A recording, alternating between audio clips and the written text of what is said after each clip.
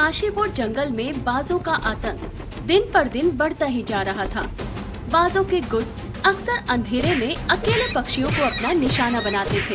वे अकेले पक्षियों को घेर लेते और उनके पास जो भी रुपया, पैसा और कीमती सामान मिलता था उसे लूट लेते थे।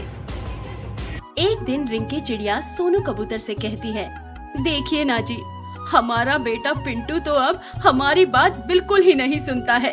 कितनी बार उससे कहा है कि जंगल में रहने वाली सुंदरी चिड़िया से ब्याह कर ले, लेकिन वो तो हट किए बैठा है कि ब्याह करेगा तो दूसरे जंगल में रहने वाली चुनमुन मैना से ही। अब उसे कौन समझाए कि हम उसके दुश्मन नहीं हैं, हम भी उसकी भलाई ही चाहते हैं। तुम परेशान मत हो, क्योंकि आज नहीं तो कल पिंटू को ये बात समझ में आ ही जाएगी कि हम उसकी भलाई के लिए ही दूसरे जंगल में उसकी शादी करने के लिए मना रहे हैं। रिंकी की बात सुनकर सोनू अपने बेटे को समझाने लगता है। पिंटू बेटा, आखिर सुंदरी चिड़िया में क्या कमी है जो तुम उससे शादी नहीं करना चाहते हो? बेटा, दूसरे जंगल तक जाने के लिए हमें बाजों के ठिकाने से गुजरना पड़ेगा। वो शातिर बाज बहुत ही निर्दयी है। एक अकेले पक्षी को तो छोड़ते नहीं है, पूरी बारात को उनके इलाके में देखकर वो लोग न जाने क्या करेंगे। अगर ऐसा है पिताजी, तो आप मेरी बात क्यों नहीं मान लेते? मैं चुनमुन मैना से ही ब्याह करूंगा। बेटे की जिद से परेशान होकर सोनू कबूतर पिंटू की शादी के लिए मान जाता है। शादी के दिन, अरे वाह पिंटू, आज तो तू सज धज कर बिल्कुल राजकुमार लग रहा है।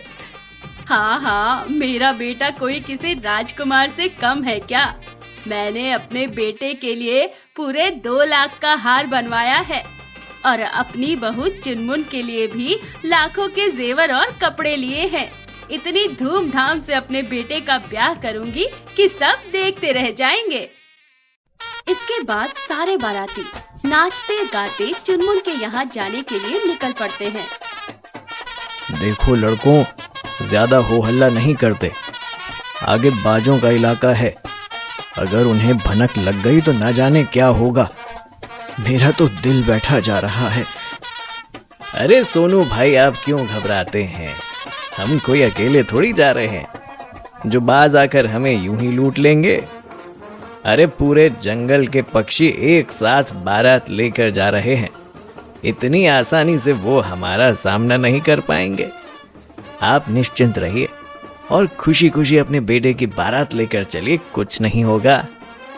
बिरजू तोता की बात सुनकर बारात में पिंटू के दोस्त और उत्साह से नाचने गाने लगते हैं, किंतु राजू कबूतर किसी अनहोनी की आशंका से घबराए रहता है। इस तरह बारात चुनमुन के घर पहुंच जाती है। भगवान का लाख लाख शुक्र है, उन डकैतों का सामना हमसे नहीं हुआ और हम सब सकुशल बारात लेकर चुनमुन के घर पहुंच गए हैं।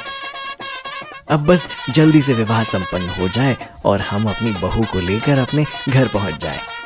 ईश्वर से बस इतनी सी कामना है। देखिए पिताजी, आप बिना ही बात के घबरा रहे थे। मुझे तो लगता है उन बाजों ने अब अपना ठिकाना बदल लिया है। कितने समय से उन्होंने कोई वारदात को अंजाम भी नहीं दिया है। जरूर वो बाज ये जंगल छोड़कर जा चुके हैं और हमने बिन बात उनके डर से जंगल से बाहर निकलना ही छोड़ दिया था। चलो अब ये मनहूस बातें छोड़ो और जल्दी से फेरों की तैयारी करो। हमें अपने बहू को लेकर घर भी तो लौटना है। इसके बाद सभी बाराती खुशी खुशी भोजन करने लगते हैं और पिंटू और चुनमुन के फेरों की तैयारियां होने लगती है।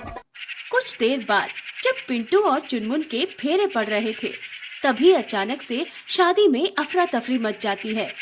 अरे ये सब क्या हो रहा है? अचानक से ये भगदड़ कैसे मच गई? और कोई मुझे बताओ, ये हो क्या रहा है? अरे भाई साहब, शादी में डकैतों ने हमला कर दिया है। हे भगवान, ये क्या हो गया? डकैत मेरे बेटे की शादी में कैसे घुस गए? अब क्या होगा? डकैतों के आने की बात सुनकर सोनू और रिंकी अनहोनी के डर से रोने लगते हैं। अरे ये सब क्या हो गया? इन्हें जितना भी रुपया पैसा लेना है सब ले जाए, बस मेरे बेटे और बहू को छोड़ दे। अगर इन्हें कुछ हो गया तो मैं जी नहीं पाऊंगी। शुभ शुभ बोलो माँ, ऐसा क्यों सोचती हो? हम लोग कुछ ना कुछ तरकीब निकालते हैं। डकैत बाजों का गुट बारी बारी से शादी में आए सभी मेहमानों से रुपया और गहना छीनने लगते हैं।